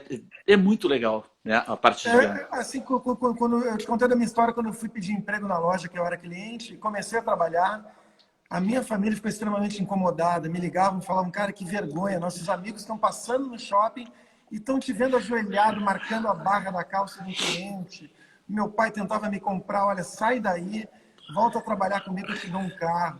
E aquilo ali foi me fortalecendo mais ainda. Eu falei, cara, eu não achava vergonha nenhuma vender, quanto menos marcar a barra de uma calça de um cliente. E no fundo, Cláudio, no fundo, o que eu fazia lá atrás e a paixão que eu adquiri, eu estava cuidando de pessoas. Depois, quando eu passei a gerenciar, eu sempre dizia para os meus vendedores assim, o cliente que entra aqui, ele vai comprar uma roupa, é roupa que a gente vende. Mas, na verdade, ele veio buscar felicidade, ele veio se sentir mais magro, mais bonito, mais bem-sucedido. Ele está comprando um sentimento. Então, tenta entender o que ele veio buscar, porque o que vai na sacola, no final das contas, é detalhe. E hoje é a mesma coisa. Hoje eu vendo café e corto cabelo. As pessoas querem levar um sentimento daqui. E eu acho que eu estou conseguindo cuidar de gente esse tempo todo, porque as pessoas vão vindo e vão trazendo outras pessoas. E só para finalizar o que eu te contei da minha história de vendedor, quer dizer, vendedor eu sou até hoje, mas de vendedor de moda, o que me fez parar em 2018 de ser representante não foi outra coisa senão um conflito que eu tinha moral. Porque ao longo de 13 anos na estrada, eu conhecia... Primeiro era muito difícil, imagina tu pegar o carro com todo o custo de combustível, hotel, alimentação, saindo do teu bolso, ir para uma cidade, primeiro tu tinha que descobrir qual a loja tu deveria vender, e aí tu ia lá se apresentar para o Cláudio. O Cláudio olhava, pô, um vendedor, eu não quero vendedor, eu não quero comprar de ninguém, meus fornecedores já estão aqui. Puxa, eu tinha rodado às vezes 700 quilômetros para ir lá. Então, não é diferente da loja onde o cliente te procurou. Não, eu ia atrás de um cara que não tinha me chamado. Então, era muito difícil. Eu, obviamente, ao longo dessa trajetória, fui perdendo a timidez e continuo. Isso que eu estou fazendo contigo hoje está sendo um exercício também, Cláudio. Porque ainda é uma ruptura de barreiras que eu tenho. E aí chegou um momento que eu, na estrada, já estava amigo do Cláudio, lá naquela cidade longínqua lá, e chegava lá, o Cláudio me contava que estava brigando com a mulher porque a loja não estava indo bem, que o estoque dele estava lotado, mas eu era obrigado a te vender. E eu me sentia prejudicando um amigo. Por melhor que fosse a minha venda, eu pensava, caramba, o Cláudio não precisa comprar. Sabe, ele vai comprar porque ele é meu amigo, porque ele gosta de mim, mas eu estou gerando um problema para ele e isso me fazia muito mal. Hoje não, hoje eu vendo para quem quer, para quem precisa, eu brinco, eu entrego o que as pessoas vieram literalmente buscar. Sem peso na consciência nenhum, muito pelo contrário. Muito bom, legal. Bom, agora é o seguinte, daí, agora vamos chegando mais para cá, o lance, o que te levou, porque tu tem um envolvimento, uma atuação grande na cena política nossa aqui. Tu quer falar disso atuante. mesmo? Tu quer falar disso mesmo? Muito, muito. tu é um atuante, tu é esse cara que eu admiro, que eu tô falando, e que eu me espelho, quero ser também, e tento ser, e faço a minha parte, cada um do seu jeito.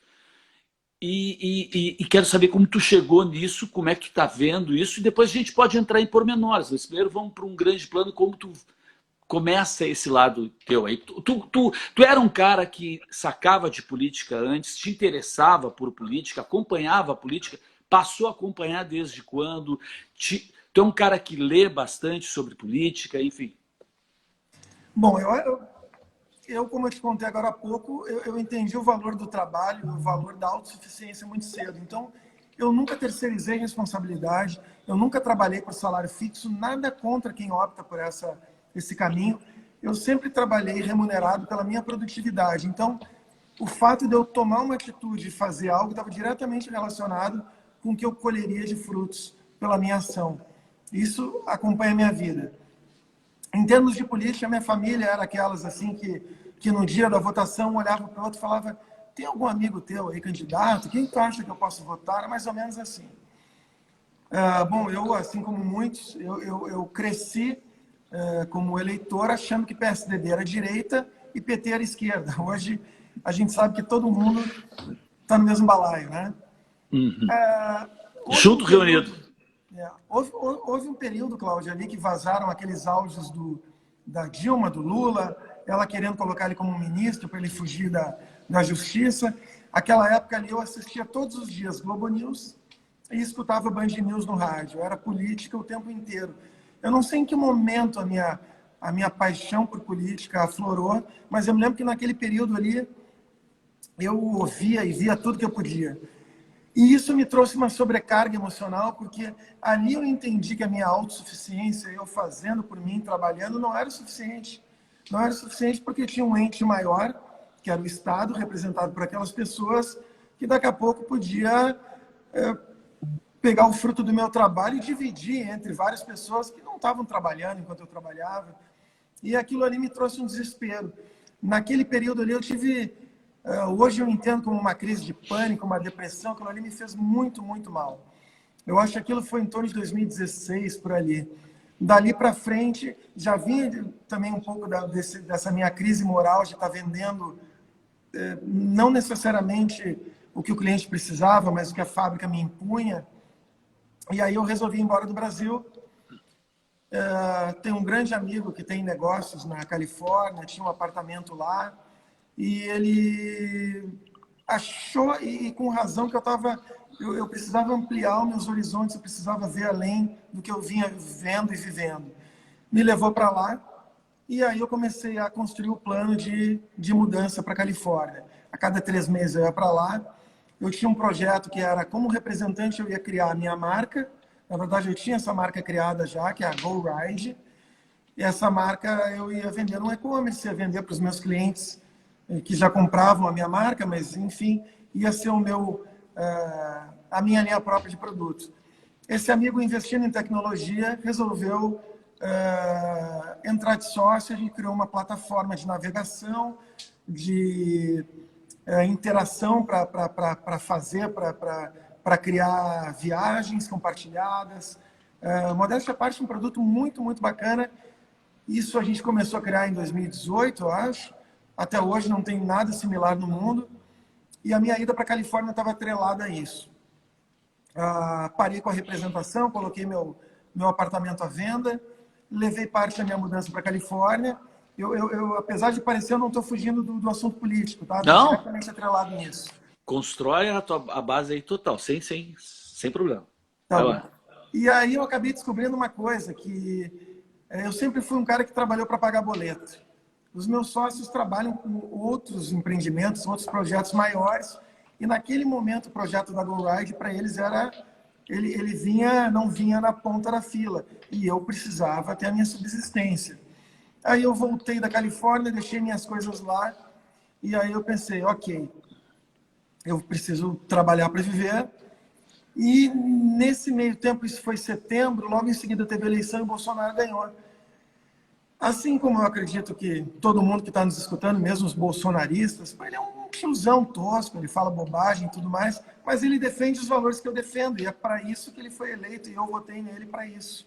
Quando tu votou, deixa eu, parênteses, eu, por exemplo, votei no Bolsonaro, caguei pro Bolsonaro, eu votei porque eu queria tirar o PT de qualquer maneira.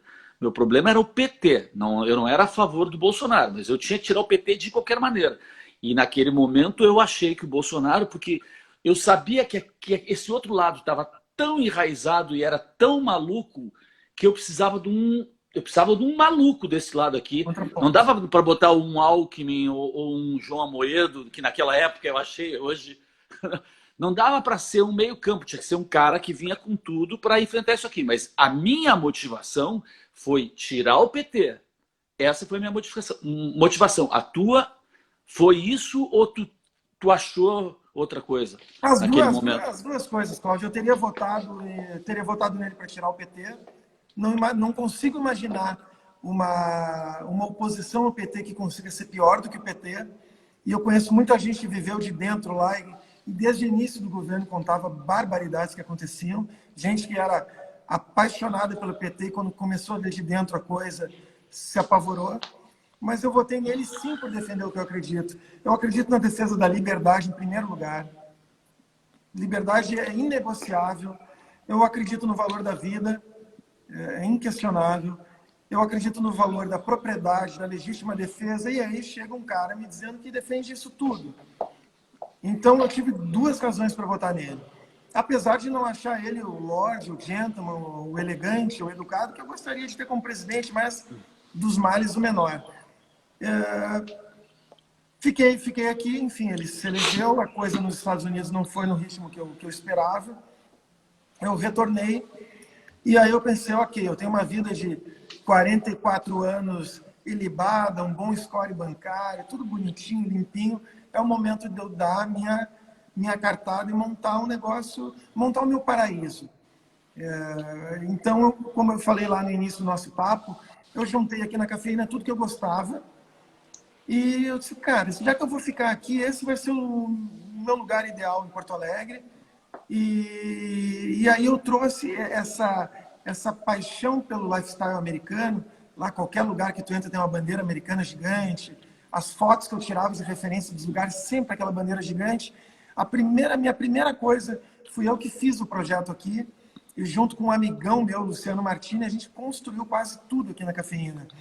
E aí você deve estar vendo no fundo aí a bandeira do Brasil. Ali até a bandeira americana, porque a minha referência era essa. Aí eu pensei, puxa, é tão bonito ver o patriotismo deles. Eu vou viver no Brasil, não vai ser nos Estados Unidos, então a bandeira que vai estar ali é brasileira.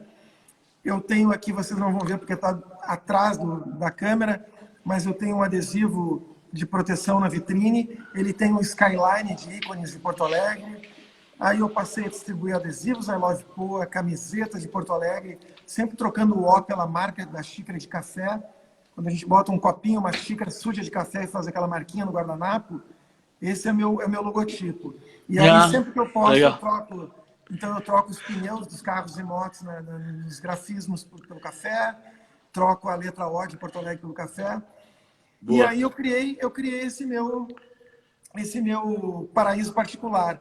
E foi daí, Cláudio, que eu entendi durante a obra, porque eu todos os dias aqui trabalhando na obra, eu via o que se passava ao redor. Eu falei, cara, não adianta eu cuidar da calçada para dentro, porque eu estou chamando aqui o ente público, secretaria e autarquias da prefeitura, e todo mundo diz que não tem tempo, que não dá para fazer. Eu vou ter que fazer. Eu vou ter que fazer, porque eu estou de frente para uma praça aqui, e eu via violência, eu via agressão, eu via o diabo aqui na frente. E aí eu comecei a me mexer um sábado, 10 da noite. Eu ainda estou falando de política, tá? Eu sei. Um sábado, 10 da noite, eu olho para a praça. Eu disse, cara, eu vou limpar essa praça. E a primeira limpeza da praça, eu tirei uma privada de banheiro, tirei um colchão de casal, fora o resto, mas só para te ter uma ideia da quantidade de lixo. Tinha uma turma que se encontrava ali, bem estranha. Eu pedi um apoio do batalhão aqui que nos dá o apoio. O pessoal foi pedir documentação de todo mundo e levou 2 algemados que eram foragidos. E aí eu disse, opa, só um pouquinho. Eu acho que eu consigo fazer alguma coisa. Aí teve um dia que uma senhorinha, que bem velhinha, veio pedir se eu podia ajudar ela a trocar a lixeira da praça, porque ela viu que eu estava cuidando da praça, eu era mais forte, a lixeira estava enferrujada, já não tinha fundo mais. E aí eu comecei a cobrar da empresa que havia adotado a praça em 2012 para vender um empreendimento do qual eu faço parte e depois abandonou. Eu comecei a cobrar dessa empresa que ela retomasse o cuidado, já que ela era adotante.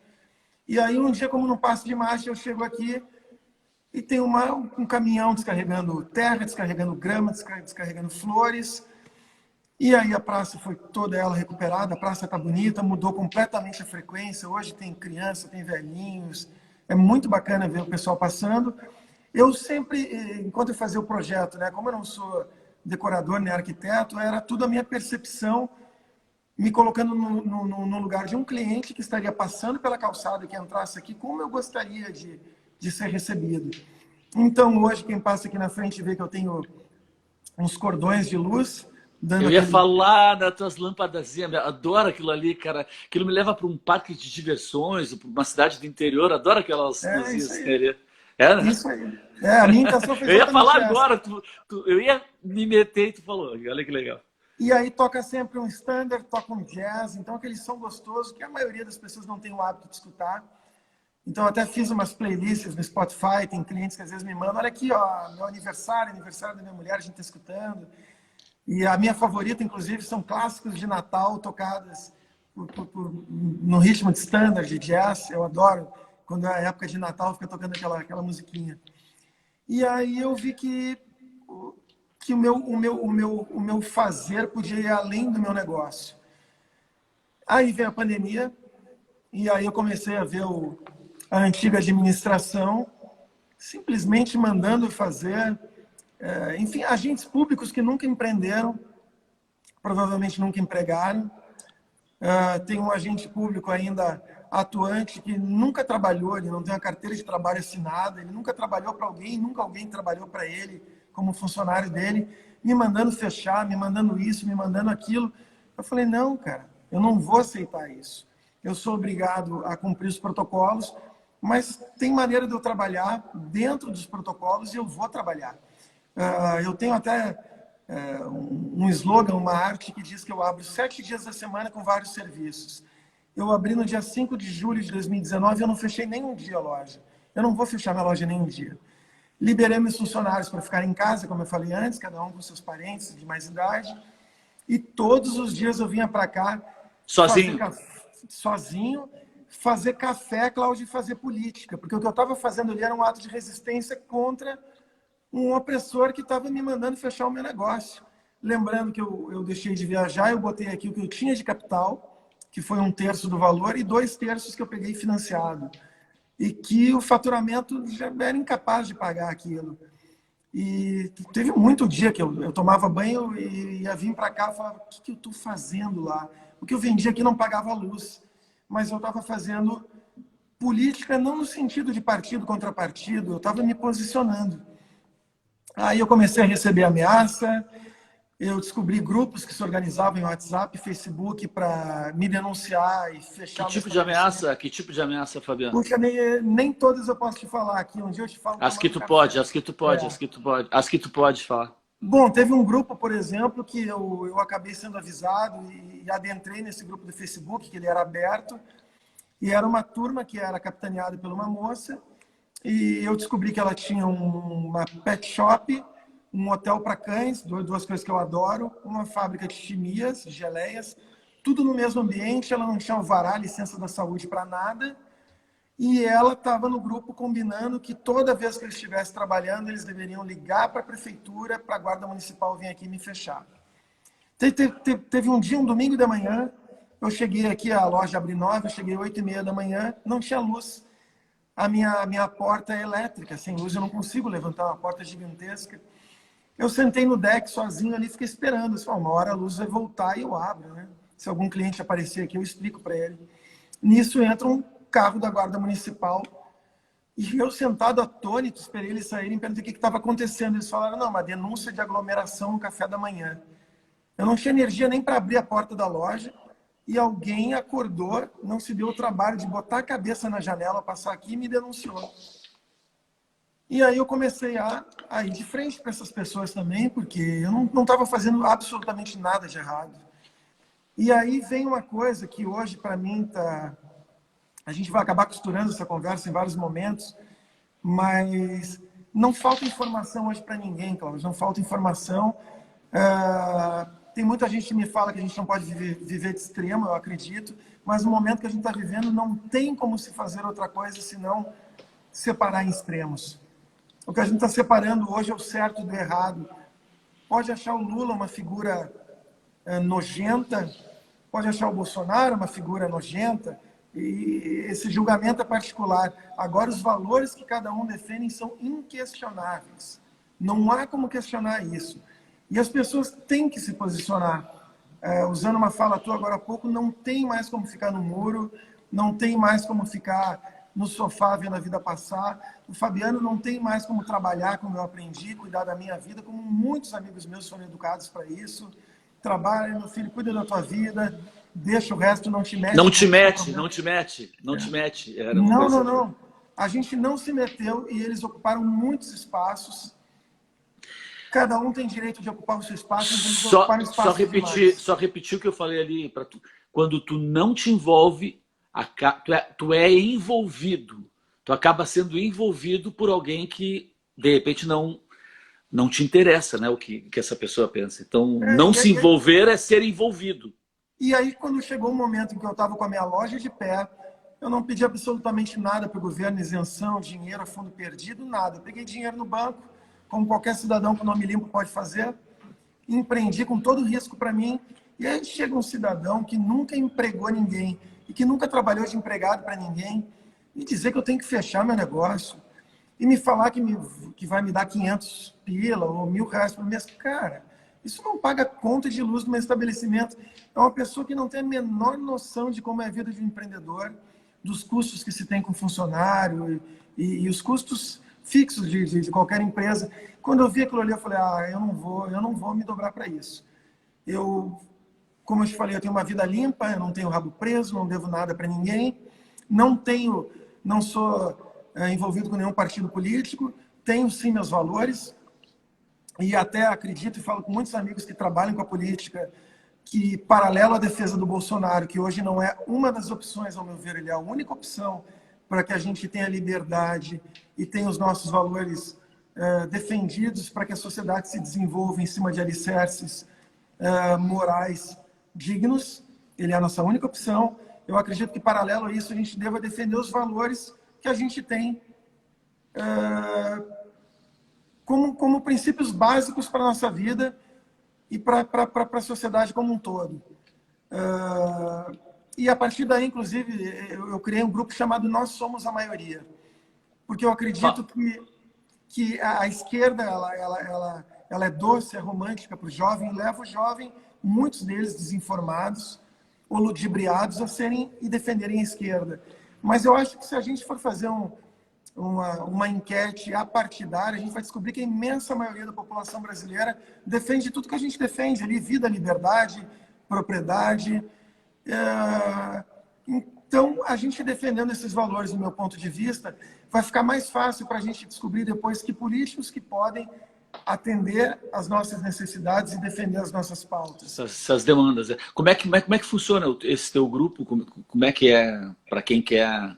Como é que tu chega nas pessoas? Qual é a história desse grupo?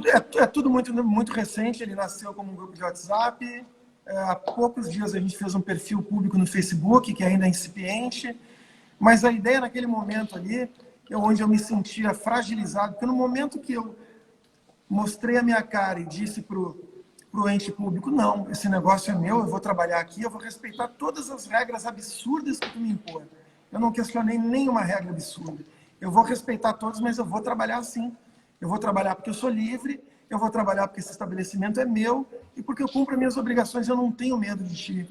Nesse momento, eu me senti frágil, porque quando o ente público veio para cima, mandando eu baixar a bola de inúmeras maneiras, eu falei: caramba, eu não tenho mais como desfazer a imagem que eles têm de mim. E eu estou sozinho, eu sou o ponto sozinho, mais é isso que eu ia falar. Eu sou o ponto mais forte. Aí começou a aparecer muito cara, como tu, como nosso amigo Júlio Ribeiro e tantos outros, falaram, não, meu amigo, tu não tá sozinho. Eu me lembro de uma conversa que eu tive com o Luciano da Havan, Luciano Hang, que eu nem acredito, o dia que ele me chamou no WhatsApp, eu estava em casa, deitado, os meus cachorros dormem na cama comigo, então tu imagina a bagunça. Ele chamou, eu falei, caramba, velho, o cara quer falar comigo, porque eu sabia, através de um amigo em comum, enfim, que ele sabia da minha história e tudo mais. E aí ele me incentivando a seguir na luta, eu falei, Luciano, eu sou sozinho, cara, eu não tenho patrimônio, eu não tenho os marqueteiros que tu tem, os advogados que tu tem, cara, eu tô frito na mão dessa galera.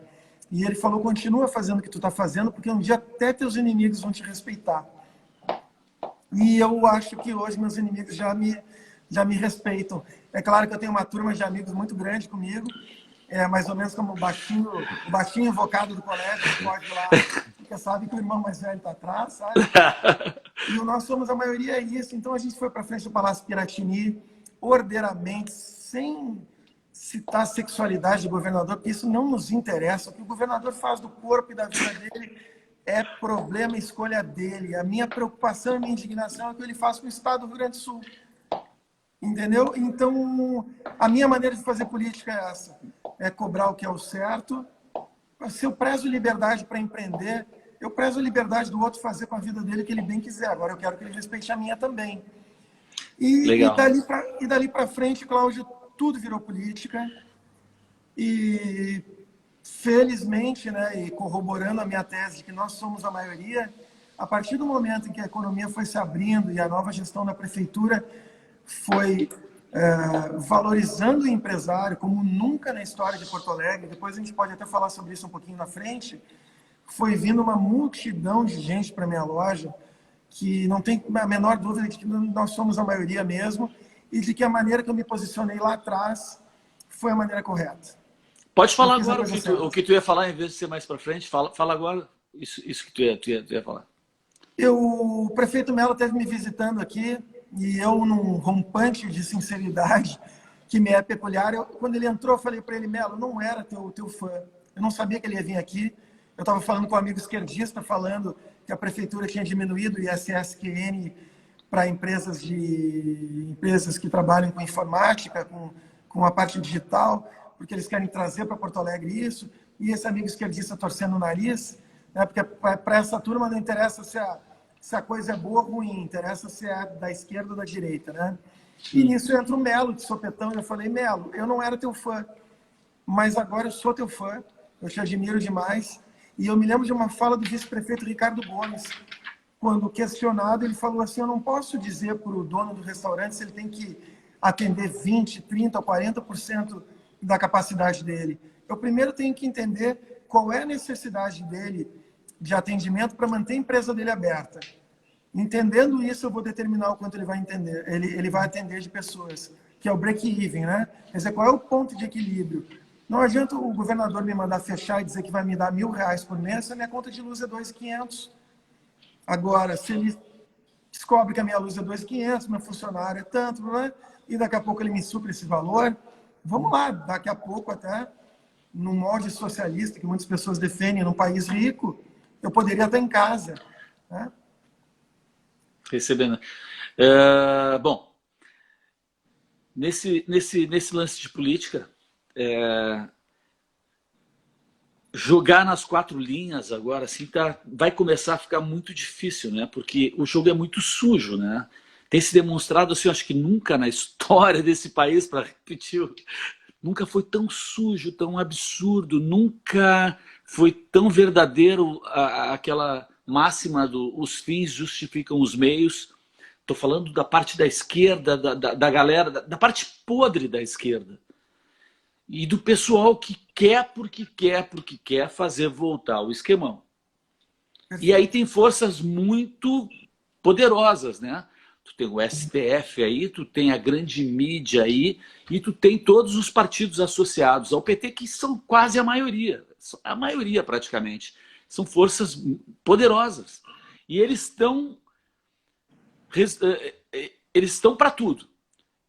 Todos os nonsenses que vem acontecendo, a sequência de nonsenses que vem acontecendo desde da soltura, de acabarem com a prisão em segunda instância, que havia sido uma iniciativa de tão pouco tempo, né? Uhum. E que foi modificada única e exclusivamente para tirar ele da cadeia. A anulação dos processos porque não bastava tirar ele da cadeia, precisava tornar ele elegível, né? Então, a anulação dos processos que tornam ele elegível. E aí entra uma série de coisas, quer dizer, as pesquisas burladas, com amplificação da mídia desses resultados, a CPI, que é criada única e exclusivamente para trazer uma narrativa da onde vão ser pensados alguns elementos ali.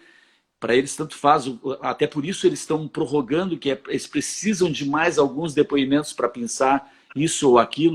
Ou seja, a gente está vendo só não vê quem é cego, que não vê uma sequência de fatos que vem acontecendo e que culminam com o voto não auditável.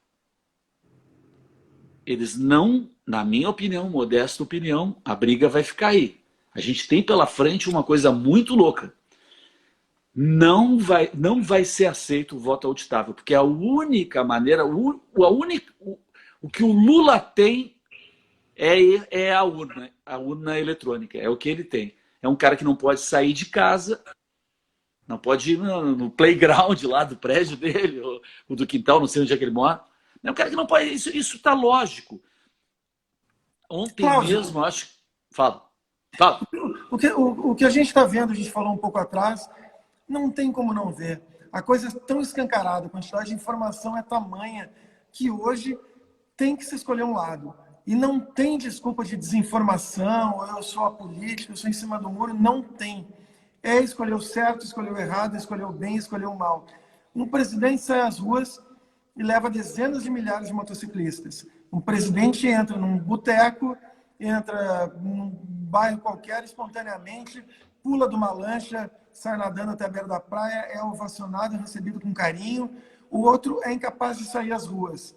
É óbvio que o Bolsonaro vai ser reeleito, é óbvio que ele vai ser reeleito, é óbvio que o Brasil quer que ele continue governando em cima desses pilares que a gente defende. Agora, eu não tenho dúvida, como tu bem falou, que a única arma da oposição nesse momento é fraudar os votos. Eu acredito que se o Brasil não aprovar o voto auditável, barra impresso, impresso barra auditável, vai haver uma fraude. Não é o Brasil, não é o Brasil. Aí que tá. Não é o Brasil que vai aprovar ou não. Dia 1º de agosto está sendo. Era hoje, hoje não era hoje. Não, sim. Mas hoje não tinha. Eu não sei, os caras até mudaram, os partidos estão mudando os representantes na Foi Mas adiado, eu acho. Foi adiado, né? Foi adiado essa pauta. E hoje aconteceu uma coisa. O fundo partidário, que eu já acho um absurdo. Eu acho o seguinte, eu também, cara. Se eu acredito nas pautas do Cláudio, eu vou dar o que está ao meu alcance para o Cláudio, vou dar R$100, R$1.000, a empresa vai bancar também, e o Cláudio vai se eleger com dinheiro de quem acredita nas pautas dele e quer ver essas pautas defendidas no Congresso. Fundo partidário eu já acho uma aberração. O fundo partidário eu posso ter errando os números, mas é algo muito próximo disso, Cláudio, em torno de 2 bilhões até a última eleição. Eles aprovaram hoje quase 6 bilhões de reais, eles quase triplicaram. E, meu amigo, tu acha que isso não tem alguma coisa a ver com isso? Total. Ou seja, pessoal, barra o voto auditável, porém, a verba que vocês vão ter para gastar vai ser de quase 3 vezes mais. Ou seja, estão comprando o Congresso para evitar o voto auditável. E aí eu digo para os eleitores do ex-ladrão, ex-presidiário Lula, se eles têm tanta razão assim de que ele vai vencer, se eu fosse um defensor da esquerda agora, eu ia estar brigando pelo voto auditável. Eu ia falar, esse maluco desse genocida, desse Bolsonaro, vai ganhar nos roubando. Esse bando de miliciano de moto vai nos roubar. Eu quero voto auditável já. O voto auditável ele não é bom para o Bolsonaro, ele é bom para o Brasil. Ele é bom para o Brasil. Independente de quem ganha as eleições, o país precisa ter paz e o governante precisa poder governar. E só quem vai garantir essa paz para o Brasil é o voto auditável. Eu não sei o que eu vou fazer, talvez você deva te perguntar também, caso o PT volte ao poder, porque o que eles vão fazer como fãs de regimes totalitários como da Venezuela, como de Cuba, eles vêm falando no dia a dia, quer dizer, as ameaças elas são visíveis, elas são verbalizadas, elas não são sequer escondidas. E fraudadas essas eleições, Cláudio, eu não tenho a menor dúvida de que as demais todas serão, como vem acontecendo nos países que eles defendem. E aí o Brasil vai para o buraco, infelizmente. As eleições do ano que vem vão ser históricas. Tem gente, como a minha loja nova, tem gente que me fala, mas tu acha que é o momento de tu estar te expondo, defendendo tanto os teus ideais, os teus valores? Eu digo, é o momento. Eu não posso me calar nesse momento, porque o momento em que eu entendo que eu tenho a obrigação como cidadão de defender isso é agora. É agora, talvez depois de 2022, a gente viva um outro momento e que isso não seja mais preciso, mas a gente vive sim um momento de divisão de polos. E cada um vai defender o seu lado, e eu estou defendendo, sem a menor sombra de dúvida, o lado certo. E é isso que me faz dormir todo dia com a paz de espírito, e é por isso que eu vou lutar até onde for preciso, Cláudio. A gente precisa ter um país com voto auditável, para que o eleito possa governar em paz, o eleito pela maioria, não o eleito por uma meia dúzia no gabinete. E a gente tem que brigar. Eu fico muito feliz quando tu me convidou para fazer essa live. Eu achei que a gente fosse falar sobre negócio, empreendedorismo. Sei que tu é um cara bem-humorado, que a gente ia se divertir fazendo isso. Eu não imaginei que a gente tocaria nesse ponto e fico muito feliz que tu tenha me dado espaço para falar sobre isso. Não sobre política, mas sobre valores que eu entendo que todo cidadão deve defender nesse momento. Boa. Acho que é isso. Eu ia fazer uma projeção, mas acho que tu já fez ela e tu já disse que tem que fazer. A gente tem que fazer o que a gente acredita agora. Né? A gente passou a vida inteira com esse negócio de nós temos que preparar o nosso país para os nossos filhos, os nossos netos, os nossos... Cara, se a gente prepara... Nós estamos vivos. Meu filho... Eu já tenho filho, daqui a pouco eu vou ter neto, mas não importa. Se eu não penso num país para mim, para esse momento que eu estou vivo, como é que eu vou estar pensando para os outros depois? Isso não existe, isso é protelar a tua obrigação, é tu jogar para frente a responsabilidade que tu tem. Se tu tá pensando no teu filho, se tu tá pensando no teu neto, amigo, a hora de tu fazer alguma coisa é agora. Tem que fazer agora. Eu uso muito a seguinte frase, Cláudio: seja o exemplo que espera do outro. Não espera que o outro faça aquilo que tu gostaria de ver ele fazendo, faz tu. Faz tu isso. Seja tu o exemplo que tu espera do outro. E quando eu olho para os lados nessa trincheira e vejo quem está do meu lado, é só a gente que eu admiro, e eu não tenho a menor dúvida de que eu estou bem cercado e eu estou com as melhores pessoas que eu podia estar, e eu estou do lado certo dessa história. E entendo que vai ser o legado que eu vou deixar. Eu tenho um prazer gigantesco em construir marca. Eu estou aqui falando contigo com um copinho da Cafeína e Gasolina. Eu adoro ver as pessoas usando uma camiseta com a minha marca. Eu fico muito feliz com isso. Agora, defender os valores e daqui a pouco receber uma mensagem de alguém, eu ser reconhecido, tirar uma foto com alguém bacana, aproximar pessoas como tu, cara, é demais. É um sentimento que nada no mundo vai me fazer desistir de seguir por esse caminho. Muito obrigado por me ajudar. Sensacional. Muito obrigado por fortalecer essa minha crença, me dando espaço para conversar contigo aqui.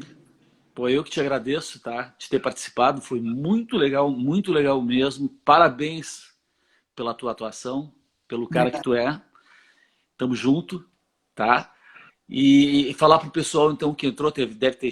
Eu não pude falar, né, pessoal? O negócio não pude falar com as pessoas que estão aqui, infelizmente. Eu falo pra caramba também, né, Cláudio? Pô, maravilhoso, fiquei te ouvindo, né? E todo mundo ficou te ouvindo, tem certeza? Pô, tem gente até agora aqui. O pessoal que entrou no final, só repetindo aí que vai ficar gravado no IGTV e depois eu vou disponibilizar um link de um canal no YouTube. Fabiano, sensacional, cara. Muito obrigado. Obrigado. Tá? E valeu, tamo junto. Depois vou lá te visitar lá. Vamos defender o nosso país, Cláudio. Bora, a hora é agora, hein? A hora é agora. Abraço. Valeu, abraço. Obrigado, gente, que ficou aí. Tchau. Valeu.